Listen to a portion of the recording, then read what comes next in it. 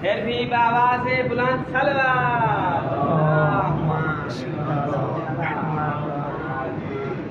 سورہ مبارکہ فاتحہ۔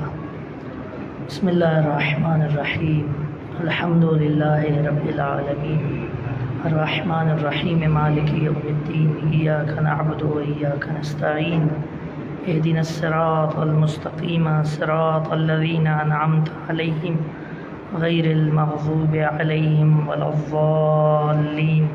بسم اللہ الرحمن الرحیم، قل هو اللہ احد اللہ الصمد لم یلد ولم یولد ولم یکن له کفوا احد۔ بسم اللہ الرحمن الرحیم، قل هو اللہ احد اللہ الصمد لم یلد ولم یولد ولم یکن له کفوا احد۔ بسم اللہ الرحمن الرحیم، قل هو اللہ احد اللہ الصمد لم یلد ولم یولد ولم یکن له کفوا احد۔ اللہم اغفر للمؤمنین والمؤمنات والمسلمین والمسلمات الاحیاء منهم والاموات، تابع اللہم بیننا وبینہم بالخیرات، انک مجیب الدعوات، انک علی کل شیء قدیر۔ صلوات پر محمد و آل محمد۔ اللہم صلی علی محمد۔ مجلس عزا کی قبولیت کے لیے بآواز بلند صلوات پڑھیں۔ اللہم صلی علی محمد و آل محمد۔ میرے سامنے کثیر تعداد موجود ہے لیکن آواز کم ہے، ایک مرتبہ پھر بآواز بلند صلوات پڑھیں۔ اللہم صلی علی محمد و آل محمد۔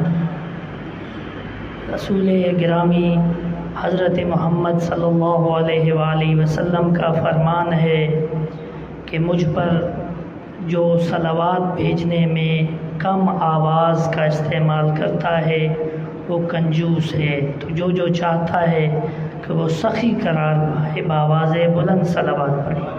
اللہم صلی علی محمد و آل محمد۔ اعوذ باللہ من الشیطان الرجیم، بسم اللہ الرحمن الرحیم، لا حول ولا قوة الا باللہ العلی العظیم۔ الحمد للہ اقرارا بنعمتہ، الحمد للہ رب العالمین، والصلاة والسلام علی اشرف الانبیاء والمرسلین ابی القاسم محمد وعلی آلہ الطیبین الطاہرین المعصومین المنتخبین المظلومین۔ اما بعد فقد قال الصادق علیہ السلام، ان زیارت الحسین افضل ما یکون من الاعمال۔ صلوات بر محمد و آل محمد۔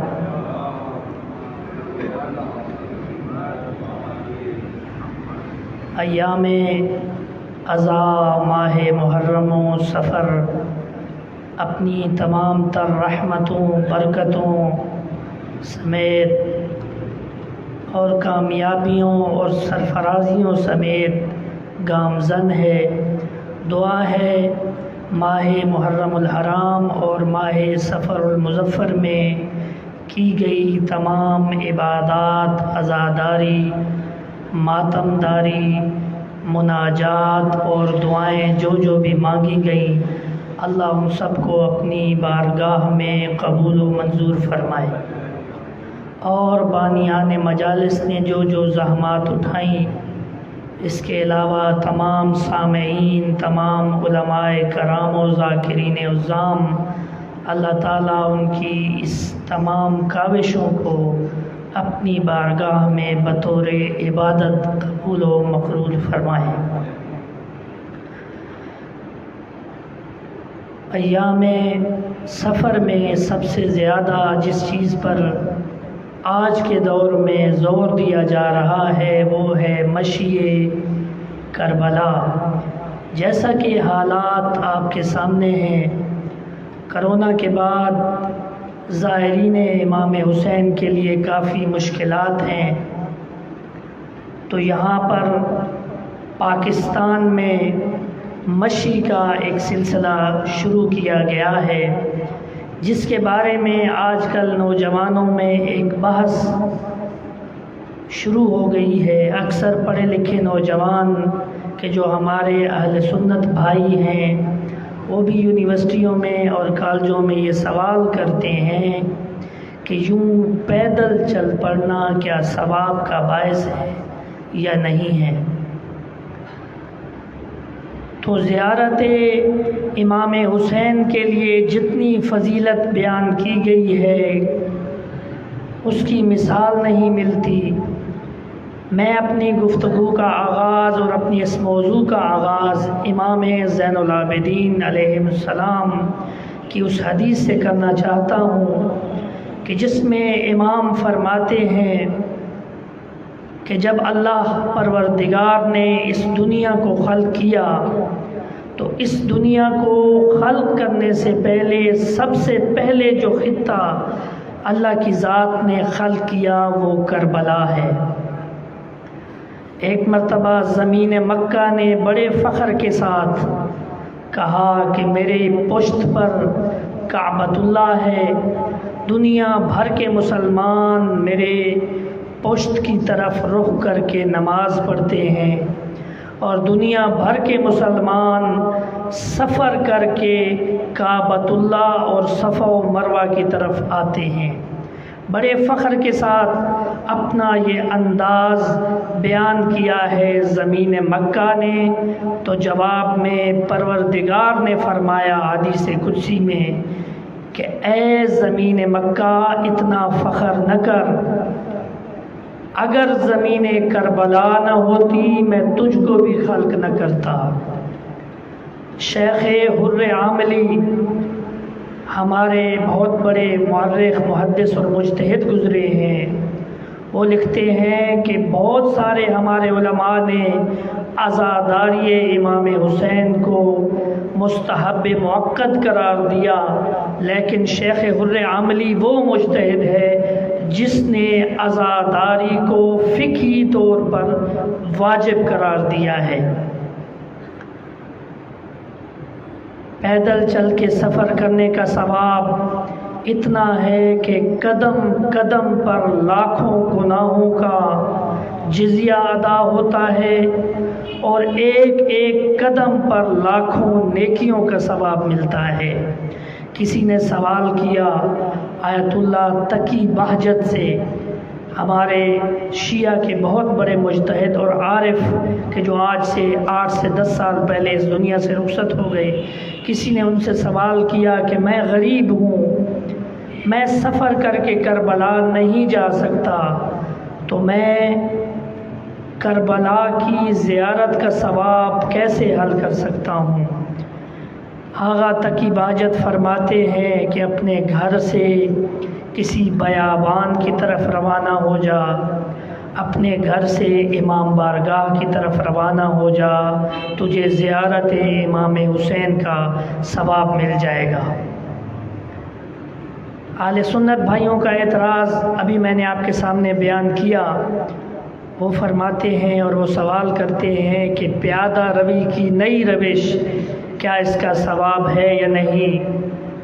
تو میرا ان سے سوال ہے کہ کوئی بھی عبادت اگر وہ سواری پر جا کر کی جائے، مثلا نماز جمعہ کے لیے کچھ لوگ گاڑیوں پر جاتے ہیں، مسجد میں نماز کے لیے گاڑیوں پر جاتے ہیں، اور کچھ لوگ پیدل جاتے ہیں، تو کیا گاڑی پر سفر کرنے والوں کی نسبت پیدل کرنے والوں، سفر کرنے والوں کا ثواب زیادہ ہے یا کم ہے؟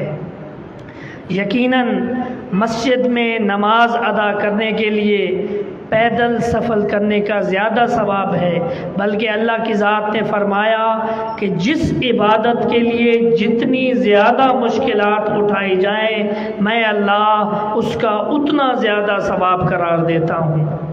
اگر کوئی شخص کسی سواری کا استعمال کر کے عبادت کرے اور دوسرا شخص پیدل جائے تو اللہ کو پیدل جانے والے کا انداز زیادہ پسند آتا ہے۔ ہمارے جتنے بھی مراجع گزرے ہیں تاریخ میں درج ہے کہ جب وہ ایک خاص حد تک پہنچ جاتے تھے وہاں سے وہ اپنی سواریوں پہ پیدل ہو جایا کرتے تھے۔ امام حسن و امام حسین جب مدینہ سے حج کرنے کے لیے تشریف لاتے تھے مکہ، تو مکے کے قریب آ کر سواریوں کے باوجود خود کو پیدل کر لیا کرتے تھے۔ تو پیادہ روی کسی بھی عبادت میں ہو یہ ثواب کا باعث ہے، اور اگر کوئی شخص نواسۂ رسول کی قبر مطہر کے لیے اپنے آپ کو پیدل لے کے جائے تو اس کا ثواب سب سے زیادہ ہے۔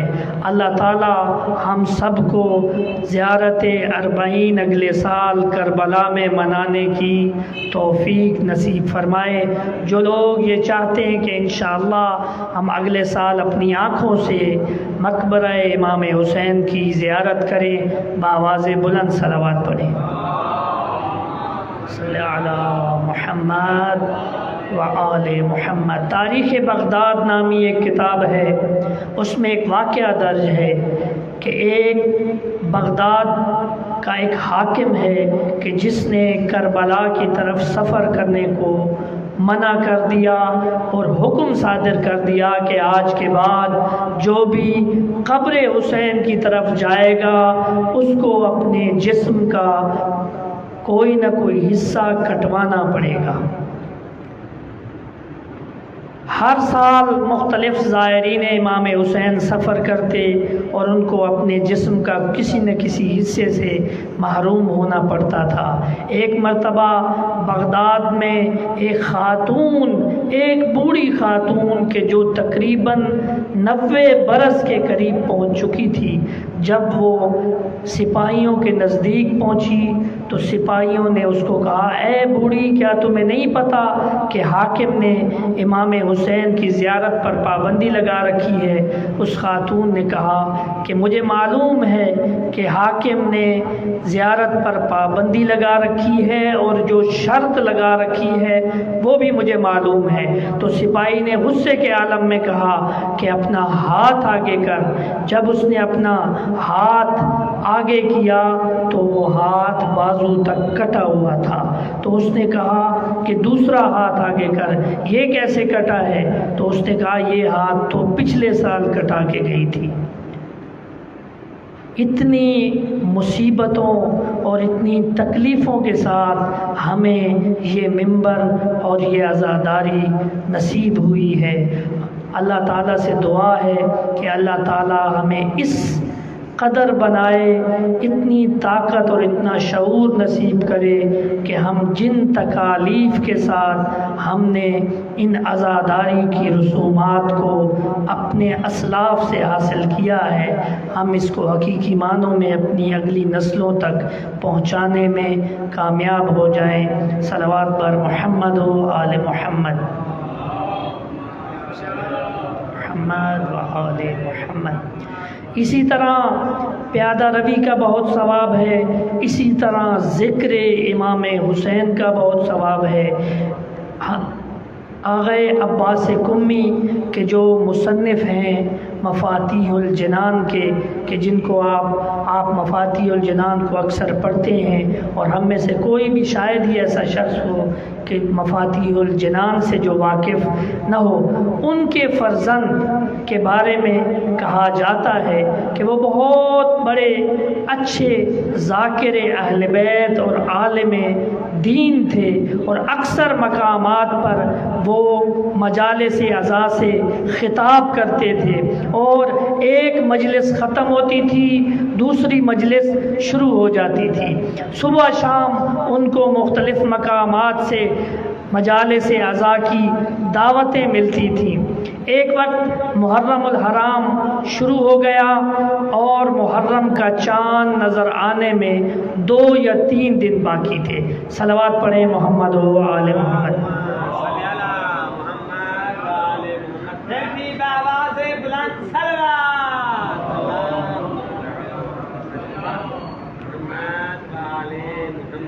واقعہ سنا رہا ہوں آغا عباس قمی کہ جو مصنف ہیں مفاتیح الجنان کے، ان کے فرزند کا، کہ انہوں نے مجالس مختلف مقامات سے، مجالس عزا سے خطاب کیا، اور اکثر مقامات پر وہ مجالس سے خطاب کیا کرتے تھے، اور اپنے علاقے کے بہت معروف خطیب تھے۔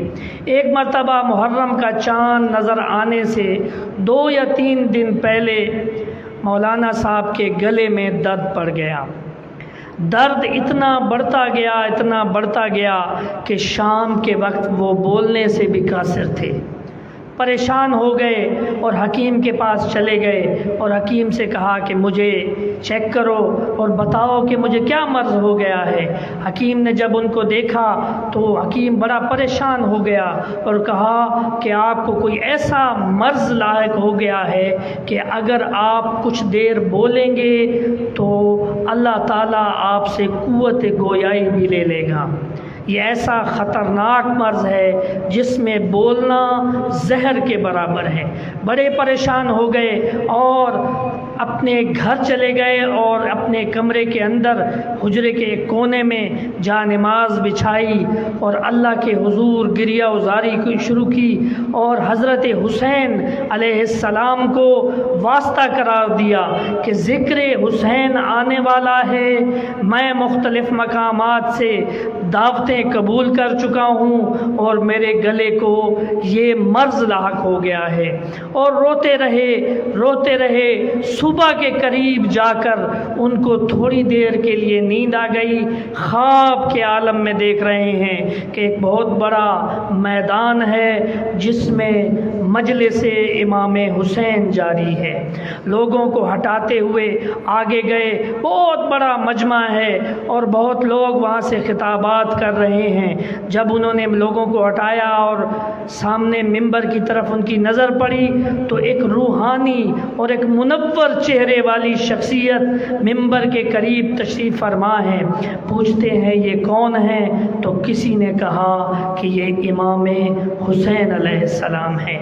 فوراً پریشان ہو گیا کہ یہ میں ایسی مجلس میں آ گیا ہوں کہ جس میں مجھے خود زیارت امام حسین نصیب ہو رہی ہے، اور گریہ وزاری شروع کر دی، اور اسی مقام پہ ایک جگہ پا کر بیٹھ گیا وہ عالم دین۔ کچھ دیر گزری ہے، امام حسین علیہ السلام نے ایک عالم کو کھڑا کیا ہے، ایک مداح اہل بیت کو کھڑا کیا اور فرمایا اے ذاکر اہل بیت، آج میری سکینہ کا مصائب پڑھ۔ آج میری 4 سال کی سکینہ کا مصائب بیان کر۔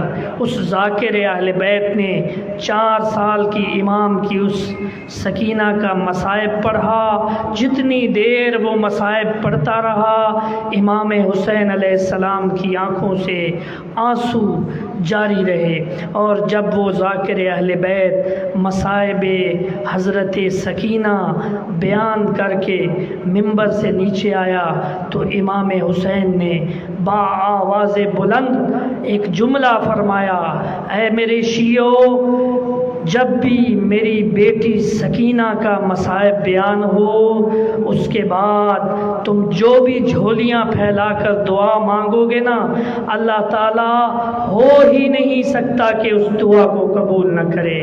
آئیے حسین کی اس 4 سال کی سکینہ کا مصائب بیان کریں کہ جب امام حسین تمام شہداء کو راہ خدا میں دے چکے، اس کے بعد اپنے حضرت زینب سے ودا کر چکے، اس کے بعد آہستہ سے تاریخ کے جملے ہیں، آہستہ سے ذوالجناح کے کان میں کہنے لگے، اے ذوالجناح تو بھی تھک چکا ہوگا، یہ آخری زحمت ہے جو میں حسین تجھ کو دے رہا ہوں، اس کے بعد شاید میں تجھے زحمت نہ دوں، لیکن ذوالجناح امام حسین کا یہ جملہ سننے کے بعد بھی اپنی جگہ سے نہ ہلا۔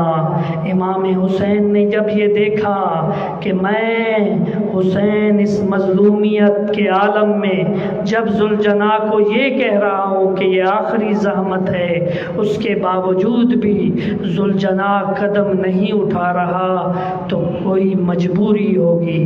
ذوالجناح اپنا سر نیچے کی طرف کرنے لگا، جب نیچے دیکھا تو ایک بچی نے ذوالجناح کے قدموں کو پکڑا ہوا ہے، لپٹی ہوئی ہے سکینہ، رو رو کر کہہ رہی ہے ذوالجناح میرے بابا کو نہ لے جانا، مقتل میں جو بھی گیا ہے واپس نہیں آیا، میرے چچا عباس نے پانی کا وعدہ کیا تھا، مقتل کی طرف گئے واپس نہ آئے، اے میرے بابا میں وعدہ کرتی ہوں میں اب پانی نہ مانگوں گی۔ امام حسین ذوالجناح سے نیچے آئے اور ایک مرتبہ سکینہ کو گلے لگا کر کہا، سکینہ میں آج اپنے اللہ سے دعا مانگتا ہوں کہ آخری دفعہ میں تجھے اپنے سینے پہ سلاؤں،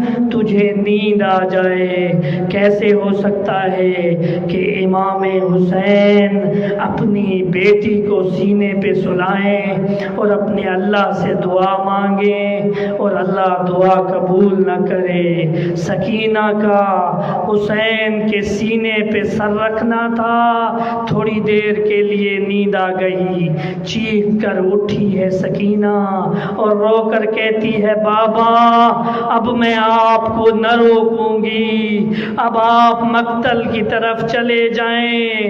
امام حسین نے پوچھا بیٹی سکینہ تو نے ابھی تو مجھے روک رہی تھی، کیا ہوا کہ تو نے اپنا ارادہ بدل لیا؟ سکینہ کہتی ہے میں نے ابھی جب میں سو رہی تھی میں نے اپنی دادی زہرا کو دیکھا ہے، ہاتھ جوڑ کے کہتی ہیں سکینہ میں نے جس مقصد کے لیے اپنے حسین کو چکیاں پیس پیس کر پالا ہے، میرے حسین کو اس امتحان سے نہ روک، اللہ کی مشیت یہی ہے، میرے حسین کو جانے دے۔ دو بیبیاں ایسی ہیں کہ جن کے گریے سے حاکم وقت بھی تنگ آ گیا، امت بھی تنگ آ گئی۔ پہلی محمد کی بیٹی زہرا کہ جو روتی تھی، لوگ آئے علی کے دروازے پر کہتے ہیں یا علی محمد کی بیٹی زہرا سے کہو یا دن کو رویا کرے یا رات کو رویا کرے۔ اور دوسری بیٹی سکینہ حسین کی لاڈلی ایک دفعہ خواب میں زندان میں سوتے ہوئے ایک مرتبہ اچانک سے اٹھ بیٹھی، اٹھ کے دوڑی ہے دیوار کی طرف، کہتی ہے ابھی تو میرے بابا اس دیوار کے پاس تھے، پھر وہ دوڑی ہے دروازے کی طرف، ٹکرا کے گری ہے منہ کے بل، اٹھ کے کہتی ہے بھیا سجاد ابھی تو میرے بابا یہاں تھے۔ اٹھا ہے یزید ملعون، کہتا ہے جب یہ بچی روتی ہے میرا دماغ پھٹنے لگتا ہے، کچھ کرو، کچھ ایسا کرو کہ یہ خاموش ہو جائے۔ کسی کہنے والے نے کہا جب تک یہ بچی اپنے بابا کو نہ دیکھ لے گی خاموش نہ ہوگی، اس کے بابا کو اس سے ملواؤ۔ یزید نے حکم دیا اس کے بابا کے سر کو پیش کیا جائے، بابا کے سر کو تشت میں رکھا گیا، اوپر رومال ڈالا گیا، دروازے سے جب آیا ہے سر حسین، سکینہ نے جب تشت کو دیکھا تو ایک دفعہ رو کر کہنے لگی میں نے نے تو اپنے بابا سے ملنے کی بات کی ہے، یہ مجھے کھانا لے آئے ہیں، میں کھانا نہیں کھانا چاہتی۔ سجاد پاس آئے، تشت کو لیا، کہنے لگے بہن سکینہ ایک بار رومال کو ہٹاؤ، بابا ملنے آیا ہے۔ ہٹایا ہے رومال۔ جب سکینہ نے رومال کو ہٹایا، جب سر حسین کو دیکھا، تاریخ نے 3 بین لکھے ہیں، بڑے سخت بین کیے ہیں اس 4 سال کی بچی نے۔ پہلا بین ریش کو پکڑا ہے بابا کی اور چوم کر کہتی ہے کس ظالم نے اتنی خوبصورت ریش کو خون میں غلطان کیا ہے۔ دوسرا بین بابا تم تو چلے گئے، ظالم ہمیں تماچے مارتا رہا، ظالم نے میرے کانوں سے بالیوں کو چھینا ہے۔ بابا میں تجھ سخی حسین کی بیٹی تھی، مجھ سے مانگتے میں عطا کر دیتی۔ بابا آنکھوں کو کھول، ابھی تک خون جاری ہے۔ اس کے بعد ایک آخری بین کیا ہے سکینہ نے کہ بابا نانے کی امت نے ہمیں پتھر مارے، بابا میرا دامن آگ سے جلتا رہا، بابا میں پتھر کھاتی رہی، میں اونٹوں سے گرتی رہی، میں نے بڑے لمبے سفر کیے۔ بابا آنکھوں کو کھولو۔ اس کے بعد اس بچی نے بابا کے رخسار پر اپنے رخسار کو رکھا۔ انا للہ و انا الیہ راجعون۔ لعنت اللہ علیہ۔